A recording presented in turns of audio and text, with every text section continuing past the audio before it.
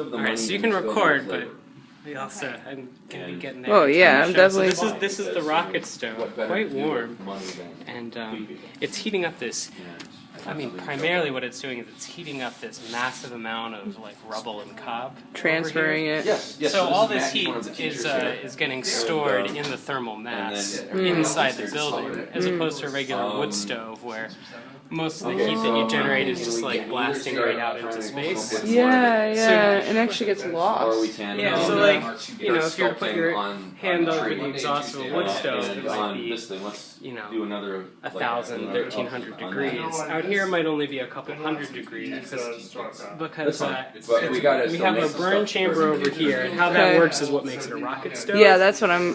But one of the primary things that makes it so efficient is this is about burning wood efficiently, and the way that that works is there's sort of a J-shaped burn chamber with the diameter of our intake here. So this is like a 6-inch system. Okay. So you can see you can put pretty big pieces of wood in there. Yeah, but it's not in comparison to a wood stove. So in comparison, in comparison to a wood stove. The difference, though, is that the burn area here is actually very well insulated. It has very insulative cob around it, and now that's sort of, you can see it sort of comes down, it goes sideways, and you can actually see the flames burning sideways. And the reason that they're doing that instead of just backfilling and filling this up with smoke is that in the center of this barrel, that 6-inch pipe continues and rises up the center of the barrel, stopping maybe 2 inches before it hits the top. And so because that air, as it's burning, is rising up that sort of tall rise here, that creates, that sort of pulling the air up, creating almost like a vacuum, a suction. That sort of well, the heat rises anyways, too. Yeah, so but right, exactly. So that low pressure heat is rising up very quickly, and that's pulling air down this J. So when when the log ignites, and you can really see this, and it would be worth getting. I guess that can show up on the camera, but you can see the flames actually go sideways. The way that they're going directionally that way. It's a little bit too hot, because what I'd like to do is I can even pull a piece out, and you can see just how much of the smoke. You can see it. You can feel it too. We'll get a little piece here to demonstrate that for a minute. This gets going. But so what is this? And so here. Alright, well let that go for a second. So anyway, so it with that tall rise chamber, it's sucking the air in, and then sort of rapidly heating this drum up. Okay. And we chose not to cover it in cob because that's going to release heat quickly. Say you show up in the morning and it's cold, or you forgot, or it wasn't running the day before. You know, this will release heat, you know, fairly quickly, but also very efficiently, because the burn chamber is well insulated, unlike that wood stove. Like the wood stove is actually pulling heat away from where it burns, so hence it's smokier. You're getting less combustion, more smoke. In this, it's insulated, and then with that tall, very concentrated rise chamber, the smoke itself actually burns as it moves up this chamber.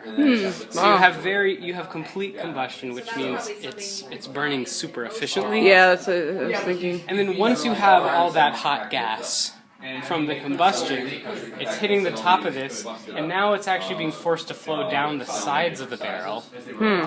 And that's where it meets the exhaust, which is buried underneath the cob here. And that's what's running sideways along this thermal mass. Oh, so so then it follows it up to there. And there's our exhaust. Okay. And that's cool enough, you can just, pretty much wrap it. Because so much of that, and it's still drying out, because it's a lot of sort of mud and stone and things in here. What's the dry time on? It's completely temperature dependent. So it's actually very cold outside. You can see just the amount of condensation on the windows. Yeah. Can you use it? Well, clearly you can use it right away. Step outside. You can use it before it's dried. So. Yeah, and so sections are already starting to dry out.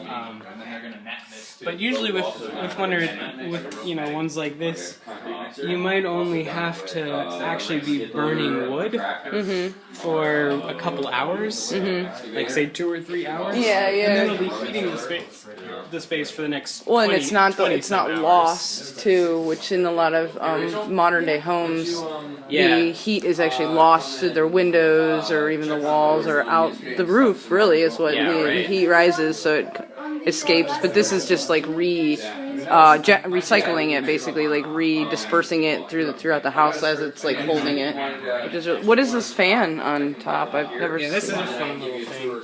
It actually there's no external wires. The way it works is actually just the heat differential between the base and the top here creates electric potential, which runs a motor. And then it's designed to sort of help just circulate the air a little better. It's so. Mostly it's just really cool. Yeah. So there's like no batteries, no.